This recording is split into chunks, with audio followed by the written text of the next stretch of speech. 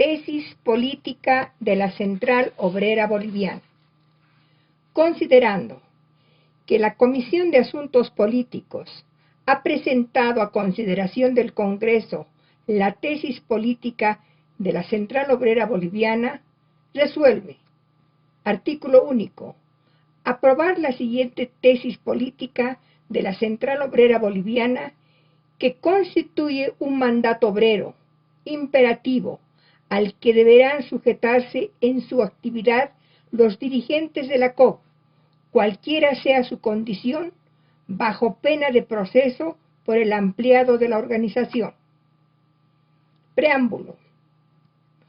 Unidad revolucionaria contra el imperialismo para forjar una Bolivia socialista. Los trabajadores proclamamos que nuestra misión histórica en el presente momento es aplastar al imperialismo y a sus sirvientes nativos. Proclamamos que nuestra misión es la lucha por el socialismo. Proclamamos que el proletariado es el núcleo revolucionario por excelencia de los trabajadores bolivianos. Asumimos el papel dirigente de la revolución como genuinos representantes de los intereses nacionales. La alianza de obreros y campesinos con la gente pobre de las ciudades y con todas las fuerzas antiimperialistas es la garantía de la victoria. Capítulo 1. La clase obrera y los procesos democráticos. 1. La historia enseña que en la presente etapa en que se desintegra la dominación imperialista, los países atrasados alcanzarán la meta de la civilización, vale decir, del desarrollo integral y armónico, solo por la vía socialista. Las tareas democráticas, que ciertamente no pueden ser ignoradas, para realizarse en forma plena, precisan que el proletariado se convierta en dueño del poder político, como portavoz de la nación oprimida, de nuestros hermanos campesinos y de la población pobre de las ciudades. El proceso de tipo democrático burgués que estamos viviendo no tiene posibilidades de mantenerse indefinidamente como tal. Se transforma en socialista mediante la toma del poder por la clase obrera o fracasa. 2. El nacionalismo burgués o pequeño burgués busca consumar una serie de reformas estructurales, o sea, pretende superar las formas de producción precapitalistas con la finalidad primordial de modernizar el país, abrir campo a la inversión foránea, al capital financiero y mantener indefinidamente el régimen capitalista. El desarrollismo, estilo CEPAL, los programas de nacionalizaciones y los tímidos intentos de planificar algunos sectores de la economía no tienen más que ese sentido. En los países atrasados como Bolivia, la burguesía se encamina a consumar la transformación democrático-burguesa con la ayuda piadosa del imperialismo. Este contrasentido se explica porque los movimientos de esa orientación entienden el antiimperialismo como una simple postura de mercaderes, lograr únicamente un trato y precios para las materias primas mejores y no como la destrucción de las cadenas económico-políticas del imperialismo, como ser la expulsión de los tentáculos empresariales y de las diversas misiones que controlan todos los aspectos de la vida nacional. Consideran el desarrollo del país como un progreso parcial en coordinación con los intereses de la metrópoli y no como el armónico desarrollo de toda la economía de modo independiente. 3. De una manera general, los gobiernos militares nacionalistas aparecen en el escenario debido a la inoperancia y el fracaso político de la burguesía, como carta sustitutiva para consumar la transformación capitalista indicada más arriba.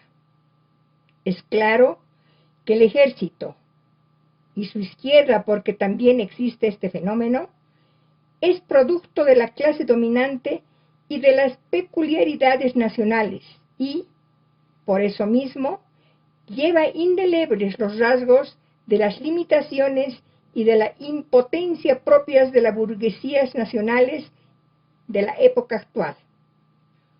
Bolivia ha hecho, en muchos momentos de su accidentada historia, intentos serios por romper su atraso y dependencia. Capas de militares o civiles han realizado esfuerzos para suplantar la caducidad y la incapacidad de la burguesía. Uno de los aspectos particulares de nuestro atraso, entre otros, radica en la impotencia de nuestra burguesía nacional para sacarnos de dicho atraso y convertirnos en un país altamente industrializado, dentro de los moldes del régimen capitalista de producción. La dominación del imperialismo sobre las áreas atrasadas determina la imposibilidad del desarrollo de la caduca burguesía industrial, con la tipicidad de que los civilizadores cierran el paso al progreso de los que quieren civilizarse. 4. Las nacionalizaciones hechas por tales gobiernos, del mismo modo que su lenguaje al rojo vivo del primer periodo de oposición contra el imperialismo y la reacción, concluyeron siempre siendo reemplazadas con el pedido de perdón por su pasado antiimperialista. Los representantes de la burguesía o de la pequeña burguesía en el poder no pueden comprender que el desarrollo industrial integral dentro de los marcos del régimen capitalista de producción y en la órbita del imperialismo ya no es posible y que conduce a la traición de los intereses nacionales.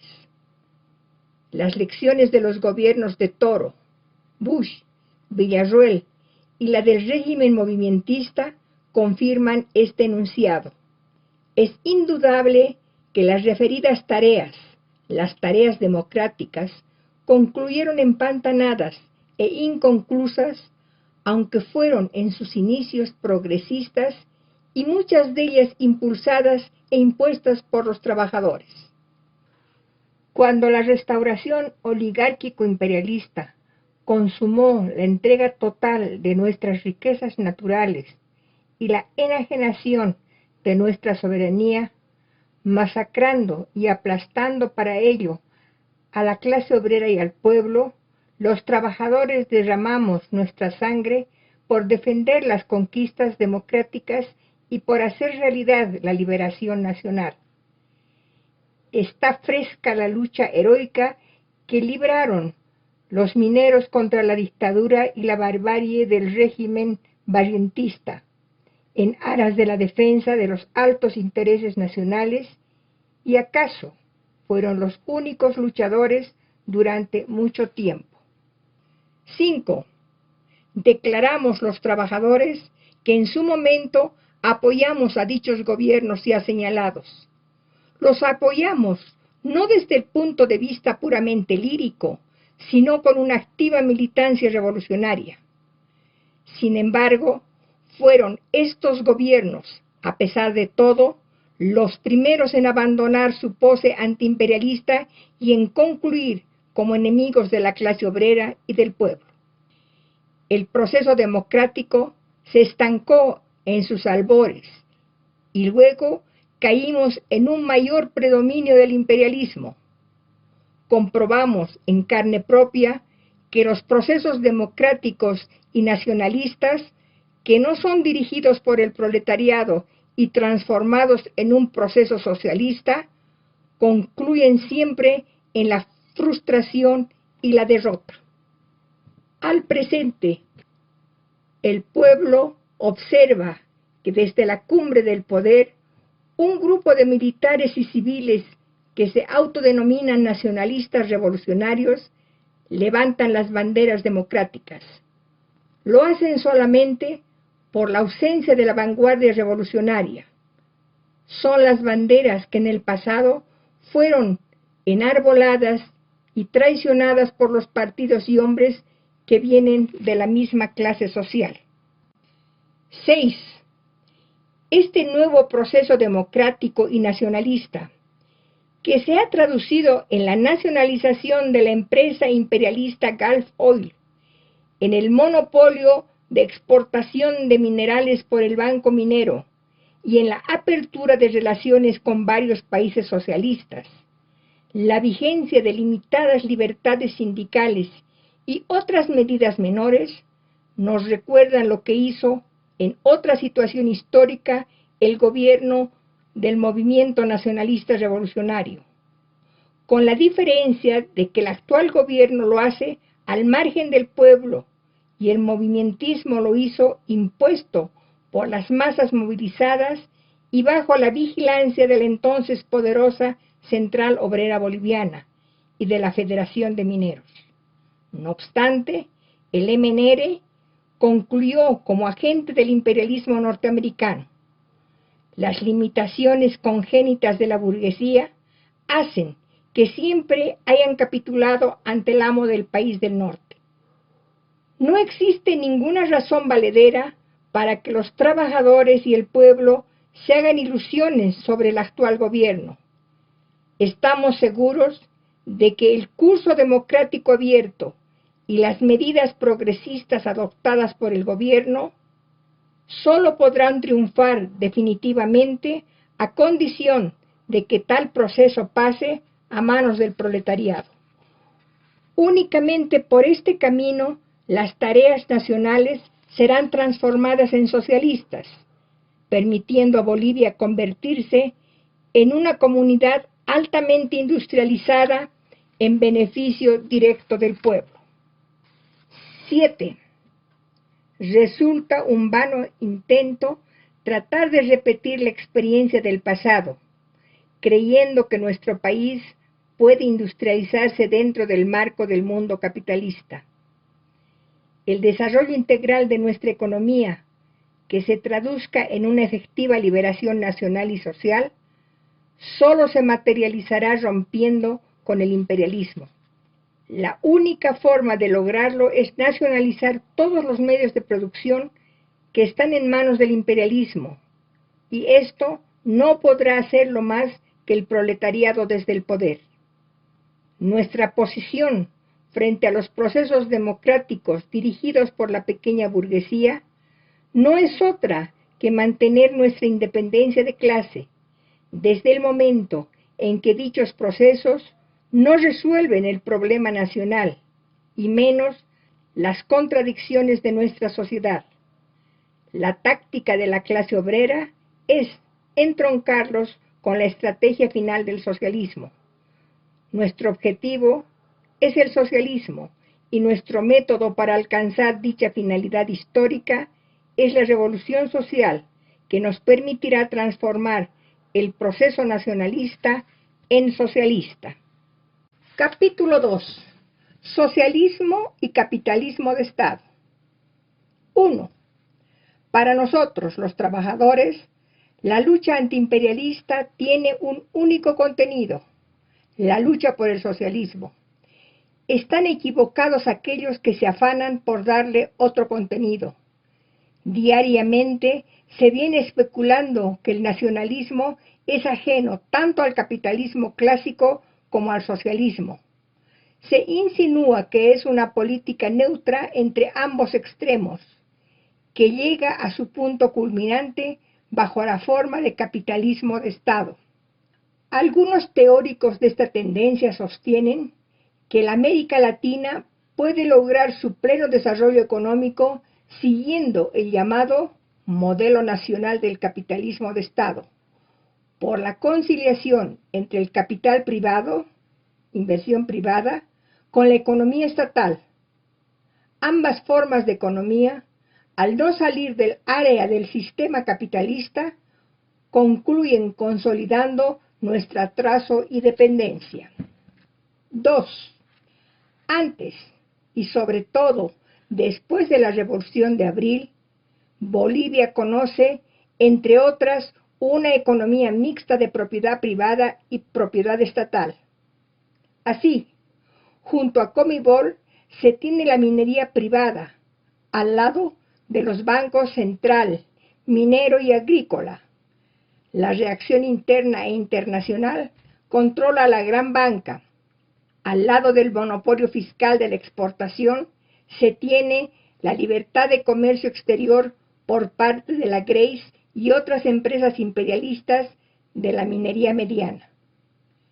La industria liviana está en manos de capitales privados que, a veces, aparentemente, tienen el sello de ser nativos.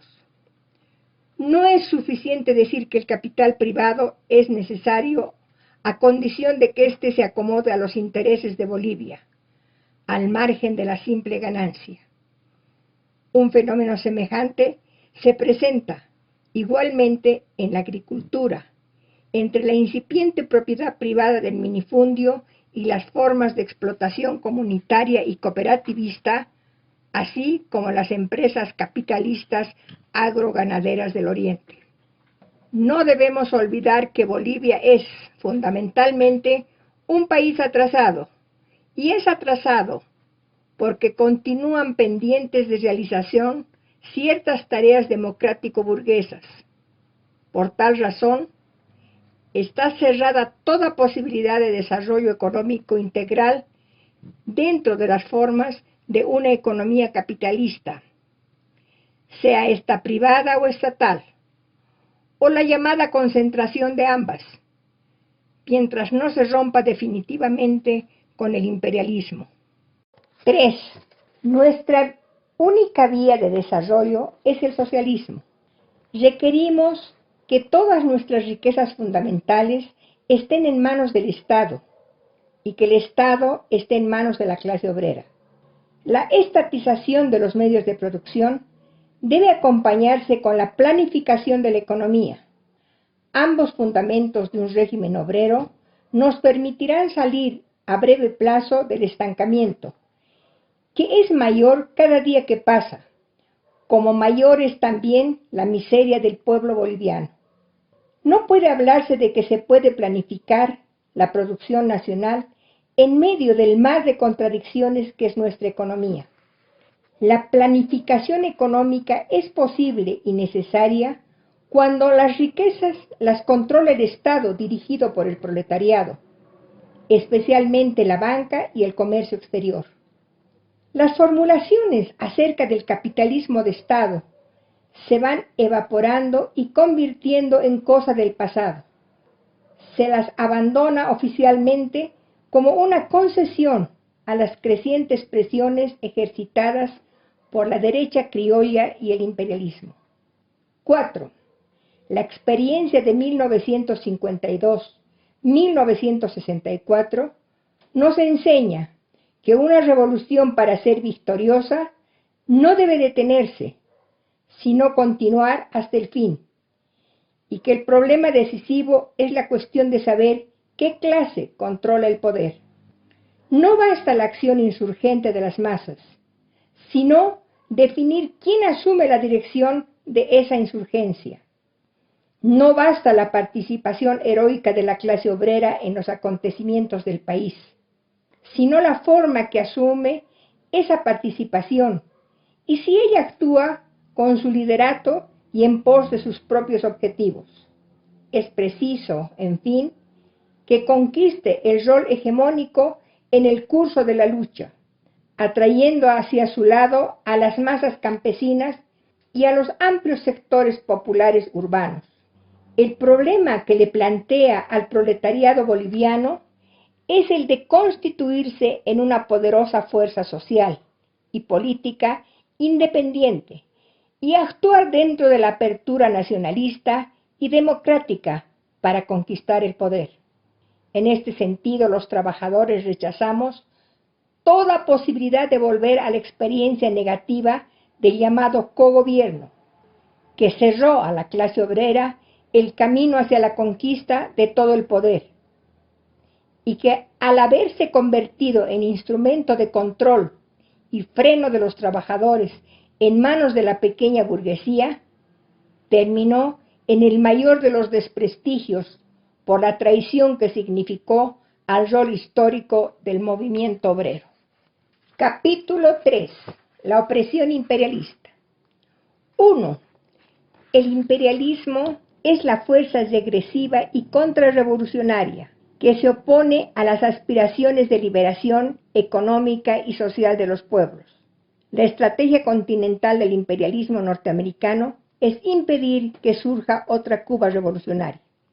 El imperialismo es el atizador de las guerras y en su intervencionismo no solo avasalla soberanías, como ha sucedido en la República Dominicana, sino que arma y financia permanentemente a los grupos reaccionarios de cada país. Emplea para sus fines neocoloniales y contrarrevolucionarios a dictaduras militares sangrientas, de la misma manera que hace concesiones a grupos burgueses o pequeños burgueses claudicantes. Combina el reformismo con la represión antiobrera y antipopular, teniendo una sola estrategia continental, afina su táctica en cada país con la mayor flexibilidad. 2. A una década de la falsa política desarrollista, han agravado las penurias de las masas explotadas de América Latina, de la misma manera que ha aumentado la dependencia. Un capitalismo castrado, sin perspectiva propia y capacidad de autosostenimiento, es la figura del desarrollo alcanzado por nuestros países bajo el yugo del imperialismo yanqui. Con la política integracionista y la formación de bloques regionales, el imperialismo busca crear un mercado común a su servicio y para su enriquecimiento. A estos planes se someten los grupos burgueses y pequeños burgueses conciliadores bajo el señuelo de asociación e iniciativa privada. Los aprestos nacionalistas de algunos grupos descontentos de las clases dominantes o de la misma clase media no logran zafarse del esquema neocolonial y del reformismo pregonado por la burguesía monopolista norteamericana. 3. El hecho de que el imperialismo sea el enemigo común de nuestros pueblos, la circunstancia de tener los países latinoamericanos un origen histórico común, la tendencia general que presenta el desarrollo parcial con sentido capitalista independiente, etc., hace de la lucha revolucionaria continental un proceso con aspectos similares, pese a las diferencias particulares originadas en el nivel alcanzado por cada una de nuestras repúblicas, además de que muestran como protagonistas principales del cambio histórico a las masas laboriosas, en especial a la clase obrera. Las fuerzas revolucionarias de América Latina, al atacar al imperialismo, también se enfrentan a los apoyos internos de este, que no son otros que las oligarquías burguesas. Por eso, entre la fase nacional liberadora y el socialismo no existe ninguna muralla inseparable. La experiencia cubana es aleccionadora al respecto. Capítulo 4. La contrarrevolución conspira cotidianamente. 1.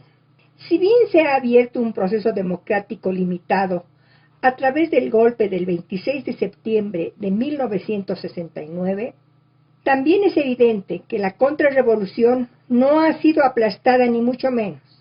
Ella ha dejado el poder en forma parcial y simbólica. Sigue controlando la vida económica y política del país y, ante las medidas progresistas del gobierno, ha respondido cerrando filas para rechazar lo que considera el peligro comunista. Para los contrarrevolucionarios, toda medida de corte nacionalista, que es sinónimo de medida democrático-burguesa, es una alarmante medida comunista. 2. El actual proceso es contradictorio. Mientras el gobierno toma, por un lado, algunas medidas antiimperialistas y progresistas, por el otro adopta medidas proimperialistas y contrarias a los intereses nacionales y populares.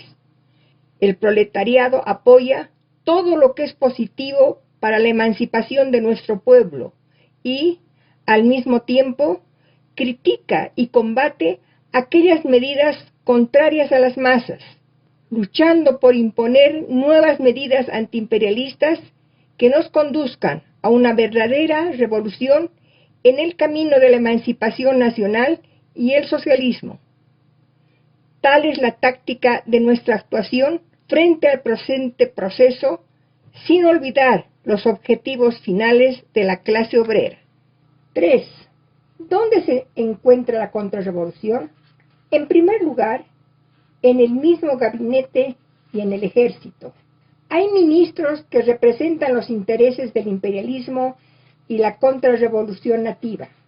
En el gabinete, unos cuantos civiles, siendo ajenos a la militancia orgánica revolucionaria y al movimiento real de las masas, adoptan posiciones progresistas que no constituyen ninguna garantía para aplastar a la contrarrevolución que conspira a su lado. La suerte del gobierno depende exclusivamente de lo que diga y haga el alto mando militar. Mañana, él puede disponer un cambio de orientación del gobierno y reemplazar a tales o cuales ministros. La orientación del gobierno no la define el pueblo ni el proletariado, sino el poder militar. Alrededor de esta fuerza política castrense, la única determinante hasta hoy en Bolivia, están los otros grupos reaccionarios, que saben que su porvenir depende de presionar y seducir a la jerarquía militar. 4. La gran prensa mercantil ha comenzado su campaña anticomunista para crear el clima psicológico de la subversión reaccionaria. El tibio decreto para que los sindicatos de periodistas digan también lo que piensan no ha acortado el camino de la conspiración derechista en la que está embarcada la rosca burguesa. Los industriales nativos, sin mayor peso en la economía nacional y que viven de las migajas que les arroja el capital financiero, han logrado organizarse en defensa de sus intereses y privilegios de clase. Como nunca lo hicieron antes, han realizado un Congreso Nacional. Citaron tal es su debilidad hasta a los artesanos empobrecidos, con la finalidad de exigirle al gobierno que defina su orientación. Pese al discurso capitulador del presidente, los industriales se mantienen en el barco de la contrarrevolución. Hay que identificar claramente al enemigo. La cabeza visible de la conspiración la constituyen la gran banca, los importadores y la minería mediana, controlados por el capital norteamericano, junto con la embajada yanqui, la CIA y la burocracia imperialista que controla el país. 5. Las altas burocracias de Comibol, Yacimientos Petrolíferos Fiscales Bolivianos, Corporación de Fomento, Empresa Nacional de Ferrocarriles, etc., viven en medio del lujo, el nepotismo y la explotación inhumana de los obreros, caso contrario de las minas nacionalizadas, y son pivotes contrarrevolucionarios, ya que la defensa de sus privilegios coincide con la de sus cargos de gerentes, accionistas privados al servicio del imperialismo. Por otra parte, la Comibol, Yacimientos Petrolíferos Fiscales Bolivianos, continúan hasta el presente siendo puntales de la contrarrevolución, porque el pensamiento dominante en sus direcciones burocráticas considera que el trabajador debe limitarse a producir y obedecer, negándole el derecho de pensar y de hacer militancia sindical y política, la que a su juicio constituye un crimen que debe ser castigado. La nacionalización de las minas se pagó con las vidas de cientos de mineros asesinados por la oligarquía feudal burguesa. Los trabajadores lucharon porque las minas nacionalizadas sirvan a los sectores productivos y se conviertan en el núcleo de nuestra liberación. Este pensamiento obrero fue marginado de todos los gobiernos que pasaron por el poder desde 1952. La Comibol, contrariamente, se ha convertido en el banco privado de los gobernantes de turno y en el refugio de los políticos oportunistas, funcionando como nuevo superestado minero. Y como se trata de la columna vertebral de la economía nacional, se ha transformado en el centro de la política contrarrevolucionaria. 6. Que la Comibol y yacimientos petrolíferos fiscales bolivianos están al servicio de los intereses nacionales y populares no pasa de ser un engaño para ilusos. Por ejemplo, desde la fecha de la nacionalización y hasta el día de hoy, la Comibol es de propiedad de los hombres que han venido ocupando el Palacio Quemado. Atribuir la mala administración y el fracaso de la producción a los trabajadores que nunca manejaron la Comibol es el juego más artero de la derecha para confundir y engañar a la opinión pública. Mientras se mantenga la actual estructura de Comibol y de yacimientos petrolíferos fiscales bolivianos, continuarán siendo los cuarteles generales desde donde se conspira contra el pueblo. Hay que considerar que el gerente de una empresa minera o petrolera ocupa un lugar muy importante en la economía nacional y, por eso mismo, sus actos y pensamientos tienen fuertes repercusiones políticas dentro de la vida del país. Un miembro de la tecnocracia o burocracia puede provocar los mayores conflictos sociales y políticos, enfrentar al Estado y los sindicatos y allanar así el camino para el retorno de la contrarrevolución. Por lo tanto, la lucha de los trabajadores por expulsar de la Comibol y de yacimientos petrolíferos fiscales bolivianos a la rosca burocrática reaccionaria es un elemental deber de autodefensa nacional. Capítulo 5. Unidad obrera antiimperialista. 1. En el presente periodo, la clase obrera tiene que adquirir un alto grado organizativo y convertir sus direcciones nacionales, medias y de base en centros de vanguardia revolucionaria, capacitadas para llevar el actual proceso hacia el socialismo. La capacidad combativa del movimiento obrero se mide por su conciencia, por su unidad, por la cantidad y calidad de sus aliados y por su capacidad de dirección. Si los trabajadores no cuentan con un comando probado y forjado al calor de la lucha, solo encontrarán derrota tras derrota. Están equivocados aquellos que sostienen que las organizaciones sindicales deben limitarse a jugar el papel de sindicatos tradiunionistas, es decir, circunscritos a la lucha puramente económica. Sin abandonar la brega por el aumento del pan cotidiano, los trabajadores debemos intervenir en la vida política del país en nuestra condición de vanguardia revolucionaria. No debe olvidarse que la tragedia boliviana no es otra cosa que la ausencia, en unos casos, y debilidad en otros, de fuertes organizaciones obreras. El porvenir de Bolivia está en manos de sus heroicos trabajadores, porque somos los únicos que podemos sacarla definitivamente de su atraso y dependencia. 2. Para cumplir nuestra misión histórica, los trabajadores contamos con formas propias de organización: el sindicato, la dirección política revolucionaria y el Frente Antiimperialista. Contamos con nuestras propias banderas de lucha ideológica y con nuestros propios métodos de combate que conducen a la conquista de nuestro propio gobierno, que por ser el gobierno de los obreros, será el gobierno más auténticamente nacional del país. 3. La Central Obrera Boliviana, a la que defenderemos contra toda tentativa divisionista, tiene que perfilarse como una certera, ágil y esclarecida dirección proletaria de todos los trabajadores, donde se materialice la verdadera alianza con nuestros hermanos campesinos, los artesanos, los comerciantes minoristas, los intelectuales, los universitarios y los profesionales dentro de la más amplia democracia sindical. A su vez, la Federación de Mineros debe expresar la unidad y la conciencia de clase de los combativos trabajadores del subsuelo. La unidad obrera y la fortaleza de nuestras organizaciones son la única garantía para que el actual proceso no sea estrangulado dentro del marco puramente capitalista, estancamiento que es sinónimo del retorno al poder de la contrarrevolución. 4. Para llegar al socialismo, se plantea la necesidad de unir previamente a todas las fuerzas revolucionarias y antiimperialistas.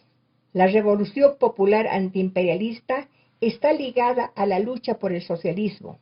El Frente Popular Antiimperialista es la alianza obrero-campesina y de las masas de las ciudades en el plano político. En él confluyen todas las corrientes sociales y políticas que pugnan por un cambio a fondo de la situación boliviana con la sustitución de las estructuras caducas en sentido antiimperialista y popular. La expulsión del imperialismo y la solución de las tareas nacionales y democráticas aún pendientes harán posible la revolución socialista. La clase obrera apoya los aspectos antiimperialistas del nacionalismo, es decir, el nacionalismo del país oprimido que surge de las contradicciones de los sectores burgueses y pequeño burgueses frente al imperialismo, pero rechaza aquellos aspectos negativos que se expresan en el egoísmo nacional de estas clases, en la pretensión de erigirse en el explotador único de la clase obrera. No estamos de acuerdo con el nacionalismo que se esgrime para alimentar la colaboración de clases opuestas y obligar al proletariado a renunciar a sus objetivos propios, de la misma manera que condenamos aquel nacionalismo que sirve para alimentar la desconfianza y el odio entre los pueblos. 5. Los métodos y formas de lucha del proletariado deben acomodarse a los objetivos finales, no pudiendo existir contradicción entre fines y medios. La experiencia acumulada acerca de los métodos crueles de represión empleados por los enemigos de clase nos enseña la necesidad de estar preparados para el empleo de todas las formas de lucha, incluyendo el uso de la violencia revolucionaria. En cada situación histórica concreta, definiremos si la preocupación fundamental radica en la educación y organización proletarias, en la movilización de las masas o en la preparación militar. La clase obrera aspira a la toma del poder y debe estar dispuesta a usar aún de la fuerza si así lo requiere su posición dentro de la correlación de fuerzas de las clases. 6. La clase obrera rechaza la prédica de la conciliación de clases y de la paz social, por ser contraria a su aspiración de conquistar el poder. La lucha de clases en un país atrasado como el nuestro no niega la posibilidad de la alianza entre clases no antagónicas, hecho que nada tiene que ver con la política reformista del colaboracionismo. La clase obrera, para transformarse en caudillo popular, levanta las reivindicaciones progresistas de los sectores mayoritarios y hace suyas las consignas nacionales que se refieren a enfrentar la acción sojuzgadora del imperialismo.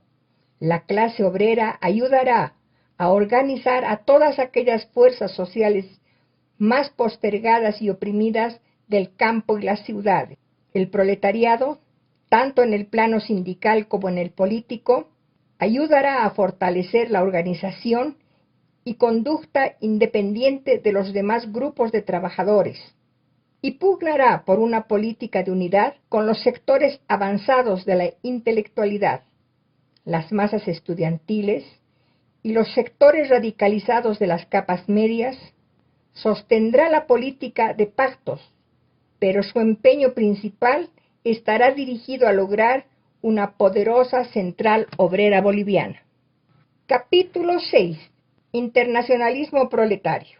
1. Siendo la causa de todos los trabajadores del mundo una sola, estrecharemos los lazos de amistad y ayuda recíproca bajo los estandartes del internacionalismo proletario. Desarrollaremos amplia solidaridad con los movimientos de liberación nacional y la causa de los oprimidos. Condenamos el racismo y todas las formas de opresión nacional y social, de la misma manera que apoyamos al heroico pueblo vietnamita en su lucha contra el imperialismo norteamericano. 2. La clase obrera del mundo tiene su máxima conquista en el sistema socialista, régimen bajo el cual viven alrededor de 1.000 millones de seres humanos. Este sistema socialista, formado por estados donde los trabajadores se han convertido en la fuerza dominante, asume caracteres cada vez más decisivos para la marcha histórica de la humanidad. El contenido de nuestra época es el tránsito del capitalismo hacia el socialismo, y la lógica de la propia lucha de clases en escala mundial hace que converjan en un mismo sentido antiimperialista los tres movimientos revolucionarios más importantes de nuestro tiempo: el socialismo ya triunfante en un tercio del planeta, la lucha de la clase obrera y la protesta de las juventudes en los países imperialistas y el movimiento de liberación nacional de los pueblos oprimidos. 3. Los trabajadores bolivianos llamamos a fortalecer la unidad de los trabajadores de América Latina para construir un mundo mejor. Llamamos a los trabajadores de los países hermanos del continente a unirnos dentro de una política independiente del proletariado contra el imperialismo y las oligarquías reaccionarias como la máxima garantía que nos conduzca a la liberación nacional, que se traduzca en la patria grande que soñaron Martí y Bolívar. Hoy, como ayer, nuestra divisa sigue siendo esta: la emancipación de los trabajadores será obra de ellos mismos. Plataforma de lucha. A. Asuntos políticos. Unidad del pueblo boliviano en torno a la Central Obrera Boliviana y a la Federación Sindical de Trabajadores Mineros de Bolivia en la lucha por un gobierno propio de los trabajadores y el establecimiento del socialismo. 2. Fortalecer la unidad obrera con nuestros hermanos campesinos, los estudiantes y la gente pobre de las ciudades contra el imperialismo y la reacción nativa. 3. Lucha sin tregua contra la reacción interna tipificada en las fracciones barrientistas del ejército y del aparato del Estado, en los llamados industriales, importadores, la banca, la prensa mercantil y otros círculos fomentados e impulsados por el imperialismo. 4. Expulsión de la CIA, de la misión militar norteamericana, del Cuerpo de Paz y demás agentes de la penetración imperialista. 5. Lucha por la formación de un gran frente revolucionario antiimperialista en torno a la Central Obrera Boliviana, que sea el instrumento de la definitiva liberación del país de la opresión imperialista, que abra el camino a la instauración del socialismo en Bolivia y toda América Latina. 6. Respeto a los derechos democráticos, libertades constitucionales y derechos humanos de las masas populares, amnistía general e inmediata para todos los presos políticos y sindicales, encarcelados o condenados por su participación en la lucha antiimperialista. 7. Devolución y restitución de equipos y canales de las radioemisoras sindicales. Completa libertad de funcionamiento para las mismas. Organización de la Red Nacional de Radiodifusoras Obreras. 8.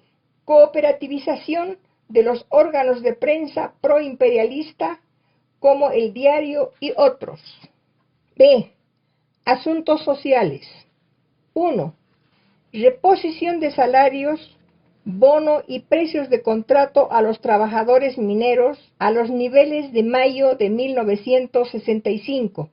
Implantación del salario vital para equilibrar el poder adquisitivo con el costo de vida. 2. Reincorporación en forma total e inmediata de todos los trabajadores despedidos por causas político-sindicales, inamovilidad permanente de los trabajadores, reocupación de los desocupados y lucha por nuevas fuentes de trabajo, reincorporación de los obreros eventuales a las empresas. 3. Restablecimiento del control obrero con derecho a veto, con miras a la autogestión obrera. 4. Rechazar las formas de explotación impuestas a los trabajadores por Comibol y la minería privada bajo los llamados sistemas de arrendamiento o locación. 5. Socialización de la medicina y universalización del sistema de seguridad social con cajas sectoriales. 6.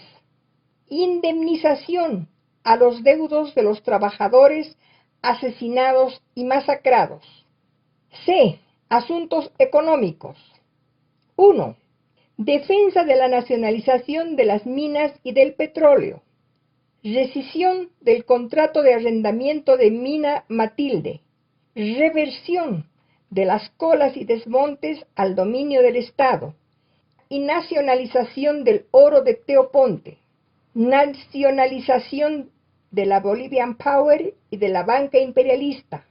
Monopolio estatal del comercio exterior y nacionalización de la llamada minería mediana. 2. Rechazo del pago de indemnización de los bienes nacionalizados. Ni un centavo a la GALF. Defensa de las empresas estatales y lucha contra las burocracias reaccionarias enquistadas en estas. 3. Revolución industrial minero-metalúrgica a partir de ENAF. Organización de las fundiciones de minerales, de la industria pesada y siderúrgica en manos del Estado. Explotación de todas las reservas mineralógicas y petroleras, solo por el Estado. Monopolio estatal de los oleoductos y gasoductos y de la comercialización de hidrocarburos y sus derivados. Organización de la petroquímica fiscal. 4. Profundización de la reforma agraria mediante la mecanización, tecnificación del trabajo y la cooperativización. Reorganización de las comunidades sobre principios agrotécnicos y del trabajo colectivo. Organización de granjas pilotos del Estado. Rechazo de todo impuesto que tienda a agravar las condiciones de vida del campesinado. 5. Ayuda al artesanado mediante el cooperativismo para tecnificarlo y superar sus formas individualistas de trabajo. 6. Reforma urbana tendente a dotar de vivienda propia a las amplias masas populares desposeídas. D. Asuntos culturales. 1. Liquidación del analfabetismo en función de la liberación nacional y la construcción del socialismo. Para alfabetizar, primero hay que revolucionar la sociedad. 2. Establecimiento de la escuela única, científica, coeducativa, nacional, antiimperialista y de trabajo. 3. Autonomía universitaria ligada a los intereses de la clase trabajadora y del pueblo. Apoyo a los movimientos universitarios que quieren colocar a la universidad al servicio de la revolución, de la liberación nacional y el socialismo. Participación obrera en los consejos universitarios. Creación de institutos técnicos de nivel medio en los principales centros de trabajo. Generalización de las universidades populares en beneficio de los trabajadores. 4. Organización del Instituto Boliviano de Capacitación Político-Sindical a cargo de la Central Obrera Boliviana, en directa colaboración con los universitarios y los intelectuales revolucionarios. Difusión efectiva del arte y de la cultura en el seno del pueblo. Asuntos internacionales. 1. Solidaridad con los pueblos y clases oprimidas del mundo en su lucha contra el imperialismo, el racismo y las guerras de agresión. Fuera el imperialismo yanqui de Vietnam y Camboya. Vivan los estudiantes antiimperialistas y el movimiento nacionalista negro de los Estados Unidos. 2. Ampliación de las relaciones diplomáticas, comerciales y culturales con todos los países del campo socialista, especialmente con Cuba y China socialistas. Política internacional independiente. 3. Unidad Obrera Internacional. Lucha por una central única de trabajadores de América Latina. Formación de un Frente Mundial Antiimperialista y Latinoamericano. Lucha por la integración revolucionaria y la emancipación socialista de América Latina. Compañeros trabajadores, pueblo de Bolivia, cada organización obrera, campesina, estudiantil y popular, cada uno de los trabajadores y revolucionarios debe armarse ideológica y materialmente para aplastar a la contrarrevolución interna en la lucha por la transformación del proceso actual en socialista. ¡Viva la unidad obrera campesina estudiantil! ¡Viva Bolivia socialista! La Paz, 6 de mayo de 1970. Resolución sobre la política internacional de la Central Obrera Boliviana. 1. El internacionalismo proletario, base fundamental de la conducta de la Central Obrera Boliviana, no es otra cosa que la respuesta obrera al carácter internacional del capitalismo monopolista. 2. La batalla fundamental que tiene que librar el pueblo boliviano bajo la dirección revolucionaria del proletariado no es otra cosa que la lucha contra el imperialismo y que para concluir en victoria tiene que librarse en escala internacional. 3. El internacionalismo proletario importa la cooperación en todos los órdenes de los trabajadores y pueblos que luchan por su liberación en todas las latitudes y particularmente en los países atrasados como son los latinoamericanos. El internacionalismo no es ni debe ser la subordinación pasiva de la clase trabajadora a una dirección foránea. Contrariamente, debe importar la asimilación crítica de la experiencia mundial de la lucha de clases y la elaboración de una línea de conducta a través de la discusión en escala internacional. Rechazamos todo paternalismo en materia organizativa e ideológica. No deseamos ni buscamos amos ni subvenciones de organizaciones foráneas. Nos encaminamos a unir nuestra lucha creadora con nuestros hermanos obreros de todas las latitudes. Por todo esto, debe ser tarea de la Central Obrera Boliviana integrarse en el movimiento obrero mundial revolucionario. 4. En el pasado, la falta de clara definición en el aspecto internacional ha servido para que no se ponga un atajo enérgico al afán de penetración de organizaciones sindicales proimperialistas como la ORIT, CETRA, etc.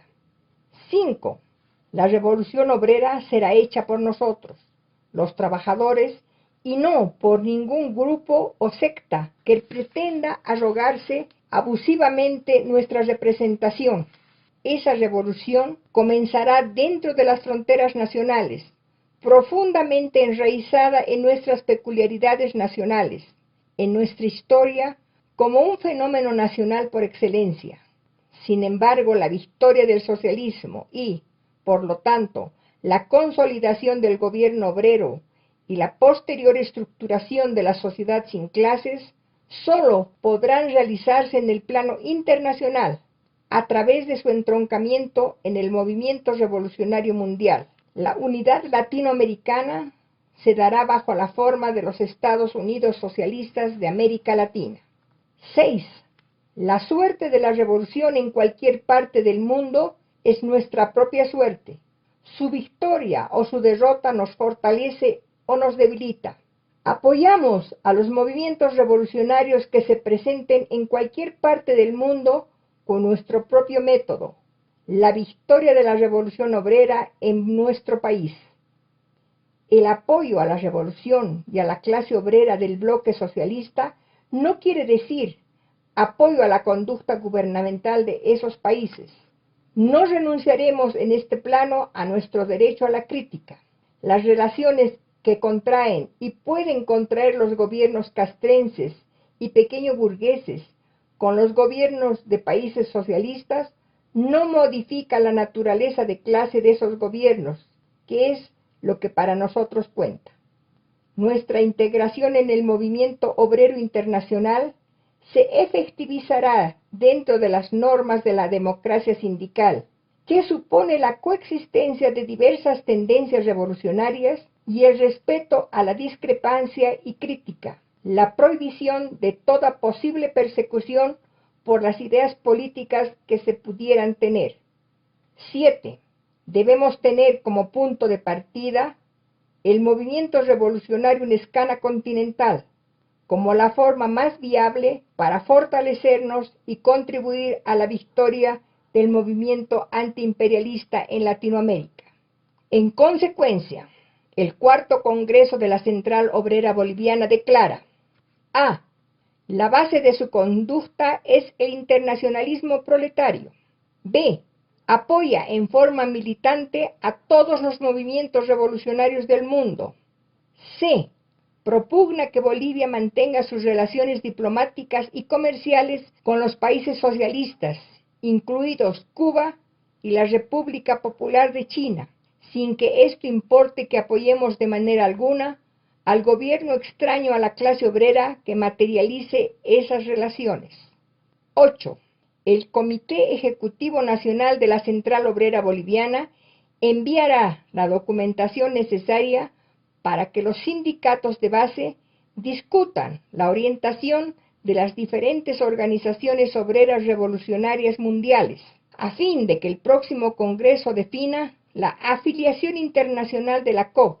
Así se contribuirá a fortalecer y elevar la conciencia de clase de los trabajadores para el cumplimiento de su misión histórica. 9. La Central Obrera llama a las organizaciones obreras y campesinas revolucionarias de América Latina a reunirse en Bolivia con la finalidad de coordinar los trabajos inmediatos a realizarse en escala continental. La Paz, mayo de 1970.